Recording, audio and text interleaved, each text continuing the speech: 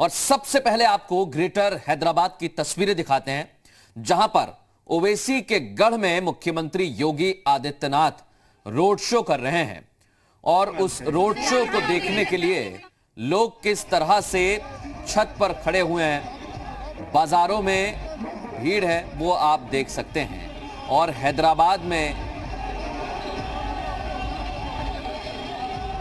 लगातार बीजेपी के मंत्री प्रचार करने पहुंचे, कई सांसद प्रचार करने पहुंचे, लेकिन ओवैसी के गढ़ में उत्तर प्रदेश के मुख्यमंत्री योगी आदित्यनाथ का रोड शो इसलिए अहम हो जाता है क्योंकि जहां जहां मुख्यमंत्री योगी आदित्यनाथ प्रचार करने के लिए पहुंचे हैं, वहां पर बीजेपी को सफलता मिली है और लगातार बीजेपी उस सफलता को जारी रखना चाहती है। इसलिए मुख्यमंत्री योगी आदित्यनाथ को भी चुनावी मैदान में उतारा है।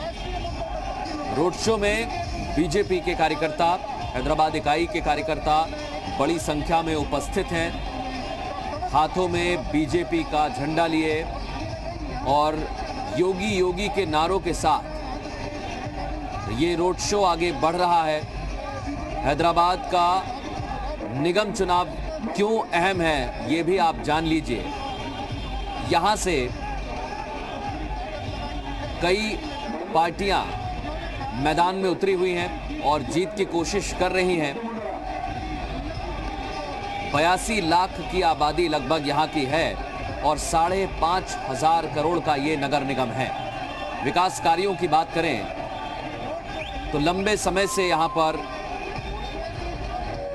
अलग अलग पार्टियों ने निगम पर कब्जा किया है, लेकिन हाल के उपचुनावों पर गौर करें तो बीजेपी को वहां पर सफलता मिली।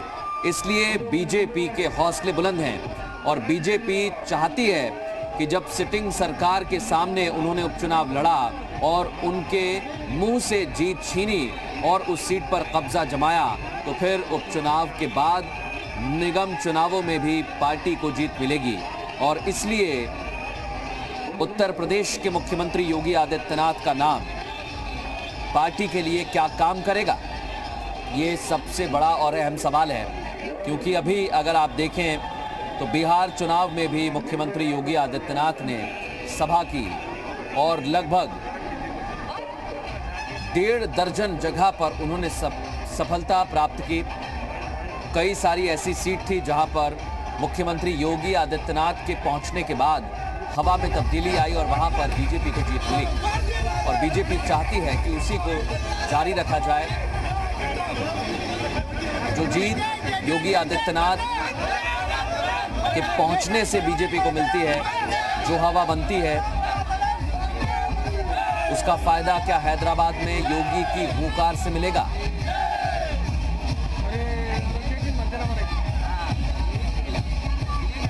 ये आप देख सकते हैं। मीर बाकुरी हमारे सहयोगी हमारे साथ जुड़ गए हैं। मीर, ये जो सीट है निगम की बात करें, बहुत अहम मानी जाती है। इसके पहले भी कई मंत्रियों ने प्रचार किया, लेकिन मुख्यमंत्री योगी के प्रचार के बाद कितना फर्क पड़ सकता है वहां? योगी के कैंपेनिंग के बाद हैदराबाद में बहुत बड़ा फर्क पड़ सकता है। बीजेपी को बहुत बड़ा एडवांटेज हो सकता है, क्योंकि जो बेल्ट बीजेपी का है वो भी कमजोर जा रहा था। लेकिन योगी आदित्यनाथ के आने के बाद अब मामला कुछ और हो गया है और हालात बदलते हुए नजर आ रहे हैं। तो जिस तरह योगी की रैली में हजारों की तादाद में लोग हैं, बल्कि गलत ना होगा अगर मैं कहूँ कि लाखों की तादाद में भगवा लोग वहां मौजूद हैं, तो लग ये रहा है कि अब बीजेपी मेन अपोजिशन जीएचएमसी में बन सकती है, जबकि सिर्फ और सिर्फ 2 या 3 सीट हैदराबाद में जीएचएमसी के इनके थे बीजेपी के। अब शायद अभी डबल फिगर के आगे जा सकता है, क्योंकि देखिए जो बेल्ट टीआरएस का था, जो कांग्रेस का बेल्ट था, वहां पर योगी का रहना मल्काजगिरी में अपने आप में बहुत फायदेमंद बात है बीजेपी के लिए, क्योंकि बीजेपी ने आज तक वहां से कोई टिकट नहीं लिया है, कोई सीट नहीं ली है। वहां से एमपी और बीजेपी हारे हुए थे। अब मल्काजगिरी जो कांग्रेस की सीट है पार्लियामेंट्री और टीआरएस का गढ़ है, वहां पर योगी की रैली एक बहुत बड़ी कामयाब रैली दिख रही है। इससे जो कांग्रेस और टीआरएस जो अपना दबदबा बनाए रखना की कोशिश जो कर रही थी, वो अब शायद इनके हाथ से उससे निकल जाए।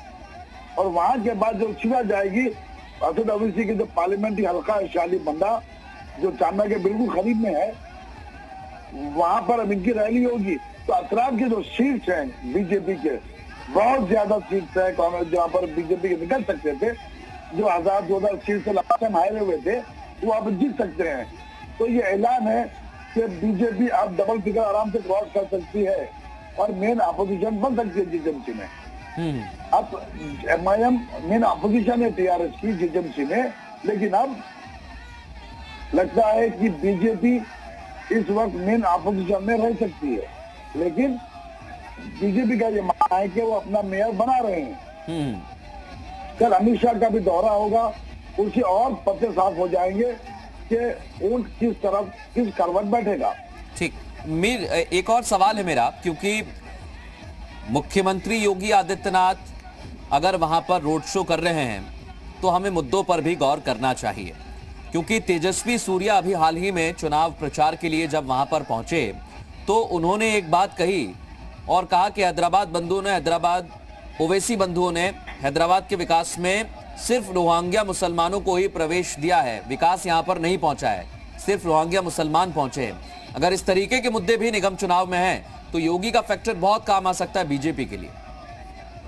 जी देखिए, ये जो तेजस्वी का कहना है या फिर भूपेंद्र का कहना हो या बंटी संजय का कहना था कि सदस्य है, स्मृति ईरानी ने कहा कि रोगियों को जो एनरोलमेंट करके बीजेपी अपनी वोटर बढ़ा रही है, यह माहौल बनाया जा रहा था आगे के योगीनाथ के लिए। देखिए आप बात समझे कि योगीनाथ के आने के लिए पूरा माहौल बनाया जा रहा था। जिस तरह निजामुद्दीन एमपी परिषद ने कहा कि अकबर अवीसी को और असद ओवैसी के सर मेरे पैर के नीचे कुचल रखूंगा जब बीजेपी हुकूमत में आएगी, इस तरीके से बातें साफ है कि ये लोग योगी के लिए माहौल बना रहे थे। सर्जिकल स्ट्राइक करेंगे पुराने शहर में, ये माहौल बना रहे थे। यहाँ पर इस वक्त अब भूल जाइए कि जीजेएमसी चल रहा है। ये जो हो रहा है ये हिंदुस्तान की एक तारीख का ये पहला जीएमसी इलेक्शन होगा। अगर 29 स्टेट्स में देखें ऐसा इलेक्शन नहीं हुआ कि पूरे दिग्गज नेता बीजेपी ने अपनी पूरी ताकत जोड़ डाली है इसके अंदर। और इस वक्त जो रैली आप देख रहे हैं, उस रैली में लाखों की तादाद में लोग मौजूद हैं। जितने लोग अगर मौजूद है, अगर ये रैली के लोग वोट में अगर तब्दील हो गए तो हैदराबाद में जीएचएमसी में बीजेपी का मेयर बनाने के लिए कोई नहीं रोक सकता इस वक्त बीजेपी को। मीर आप खुद आना बीजेपी के लिए हैदराबाद में बहुत फायदेमंद बात हो रही है। बिल्कुल मीर, मैं वही उसी बात का जिक्र कर रहा था, क्योंकि आप उस भीड़ को देख भी पा रहे हैं और आपका कहना है भीड़ बहुत ज्यादा है। लेकिन हम हमेशा जब चुनाव होते हैं तो इतिहास के पन्नों में पुराने चुनावों में क्या किस पार्टी की स्थिति रही उसको भी देखते हैं, और पिछले चुनावों पर गौर करें तो इतनी सफलता बीजेपी को नहीं मिली थी। लेकिन जैसा आप बता रहे हैं कि हाल ही में बीजेपी की हवा दिखाई देने लगी है, तो क्या मुकाबला त्रिकोणीय हो सकता है वहां टीआरएस, एआईएमआईएम और बीजेपी? हो चुका है ये झगड़ा, अब जो है त्रिकोणीय हो चुका है। जहाँ जीएचएमसी इलेक्शन में सिर्फ जो जंग होती थी टीआरएस, कांग्रेस और एमआईएम, अब कांग्रेस अब कोने में हो गई है। अब कांग्रेस जंग में नहीं रही है, अब सीधा सीधा टीआरएस और बीजेपी की जंग है। देखिए जहां एमआईएम की बेल्ट है, मैं बार बार यही कहता हूँ, जहां पर एमआईएम का बेल्ट है, जो एमआईएम का खिला ग्रीन पेंशन है, वहां पर वो सीटें वो काबिज है जहां पर 80% माइनॉरिटी कम्युनिटी है, 20% मेजोरिटी है। मुस्लिम जो तबका है 70%, 80%, वहां पर इसे ही एमआईएम जीती है। जहाँ 40% या 60% अगर हिंदू लोग है, वहां पर एमआईएम नहीं जीती है। तो इफेक्ट वहीं पड़ेगा जहां पर मेजॉरिटी की ओर ज्यादा है। तो ये शहर में मेजॉरिटी माइनॉरिटी हो रही है और माइनॉरिटी मेजॉरिटी हो रही है। वहां पर केस उल्टा हो गया बिल्कुल। जी मीर, एक चीज और है, क्योंकि टीआरएस इस समय वहां सरकार में है और टीआरएस उपचुनावों में भी वहां पर झटका झेल चुकी है, तो क्या टीआरएस जो बीजेपी का प्लान है उसमें सेंध लगाने की कोशिश कर रही होगी? बिल्कुल, मैं यही कहना चाह रहा हूँ योगी का आना, फिर अमित शाह का भी आना बाकी है। तो भगवा में इतने जो सो रही थी आज जाग चुकी है। देखिए स्पीकर लाइन में जाके ने कोई रैली अटेंड नहीं की, इन्होंने कोई मीटिंग अटेंड नहीं किया, सिर्फ प्रेस कॉन्फ्रेंस की और चले गए। भूपेंद्र में आए प्रेस कॉन्फ्रेंस की और चले गए।